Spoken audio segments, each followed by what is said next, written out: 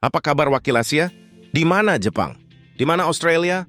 Bukankah mereka sempat menjadi harapan terakhir? Sayangnya, sekarang semuanya sudah pulang. Piala Dunia 2026 memang belum berakhir.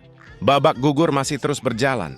Negara-negara raksasa masih saling sikut demi trofi paling bergengsi di dunia. Tapi ada satu konfederasi yang sudah lebih dulu mengucapkan selamat tinggal, Asia. Padahal sebelum turnamen dimulai, harapan begitu besar.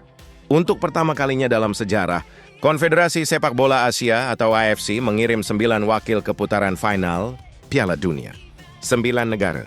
Jumlah terbanyak sepanjang sejarah. Jepang, Australia, Korea Selatan, Iran, Arab Saudi, Qatar, Irak, Yordania hingga Uzbekistan datang dengan mimpi yang sama. Mereka ingin membuktikan bahwa sepak bola Asia sudah berkembang. Mereka ingin menghapus anggapan bahwa Asia hanyalah pelengkap di Piala Dunia. Namun kenyataannya, mimpi itu hancur lebih cepat dari yang diperkirakan. Lantas, bagaimana perjalanan 9 wakil Asia tersebut? Siapa yang tampil mengecewakan? Dan kenapa akhirnya tak satu pun berhasil menembus babak 16 besar? Mari kita bahas. Kita mulai dari fase grup. Disinilah petaka mulai terjadi. Jadi 9 wakil Asia, 7 diantaranya bahkan gagal melewati fase pertama. Yang pertama adalah Korea Selatan. Banyak yang yakin Taegyeok Warriors bisa berbicara banyak. Mereka punya pengalaman. Mereka punya pemain-pemain yang bermain di Liga Top Eropa. Dan tentu saja mereka masih dipimpin Son Heung-min. Awalnya semua berjalan baik. Korea Selatan menang 2-1 atas Republik Ceko pada laga pembuka. Optimisme langsung membuncah. Namun setelah itu, mereka kalah tipis dari Meksiko. Lalu kembali tumbang saat menghadapi Afrika Selatan. Akhirnya Korea Selatan hanya finish di posisi ketiga grup. Sayangnya, 3 poin tidak cukup membawa mereka menjadi salah satu peringkat ketiga terbaik.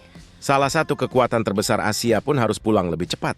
Nasib yang bahkan lebih menyakitkan dialami Iran. Ironisnya, Iran tidak kalah satu kali pun. Benar, tidak kalah.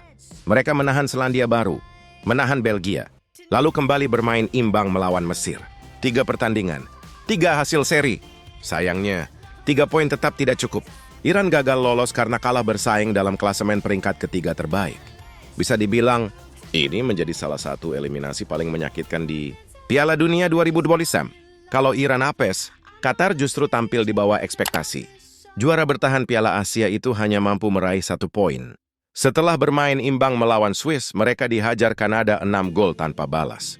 6 gol. Belum selesai, Qatar kembali kalah dari Bosnia-Herzegovina.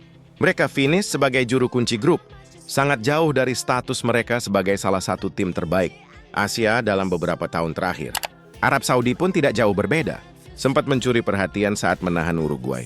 Namun setelah itu, mereka dibantai Spanyol 4 gol tanpa balas. Lalu hanya bermain imbang melawan Tanjung Verde. 2 poin saja. Dan mereka juga harus puas menjadi penghuni dasar klasemen grup. Lalu ada Irak. Inilah salah satu tim dengan perjalanan paling berat. Satu grup bersama Prancis, Norwegia, dan Senegal. Hasilnya benar-benar mengerikan. Kalah 4-1, kalah 3-0. Lalu dihancurkan 5 gol tanpa balas. Irak pulang tanpa poin, hanya mencetak 1 gol. Tetapi kebobolan 12 kali. Statistik yang tentu ingin segera mereka lupakan. Yordania sebagai debutan juga belum mampu berbicara banyak. Mereka kalah dari Austria, kalah dari Aljazair, dan kembali kalah saat menghadapi Argentina. Meski sempat mencetak 3 gol sepanjang turnamen, itu tetap tidak cukup menghindarkan mereka dari posisi juru kunci. Begitu pula Uzbekistan, debutan Asia lainnya. Mereka kalah dari Kolombia, dibantai Portugal 5 gol tanpa balas. Lalu kembali kalah dari Republik Demokratik Kongo.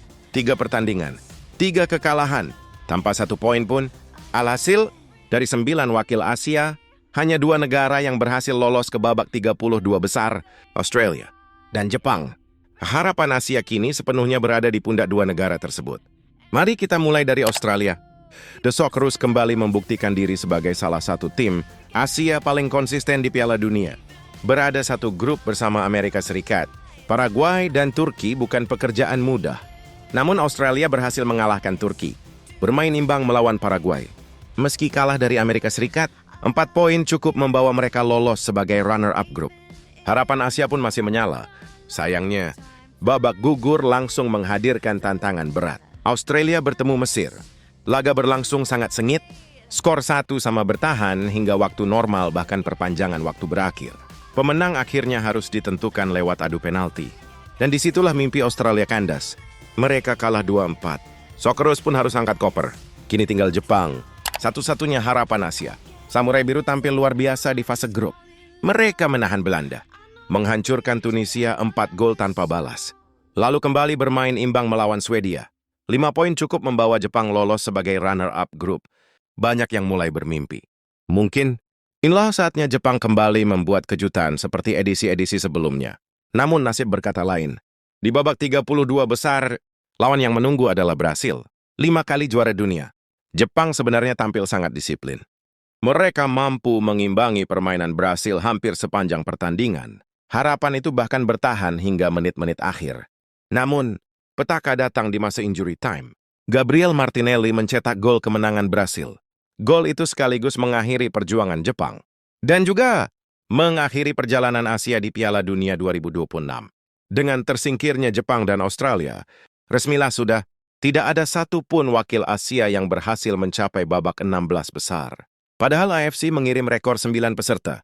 Jumlah terbanyak sepanjang sejarah. Namun hasil akhirnya justru menjadi salah satu yang paling mengecewakan.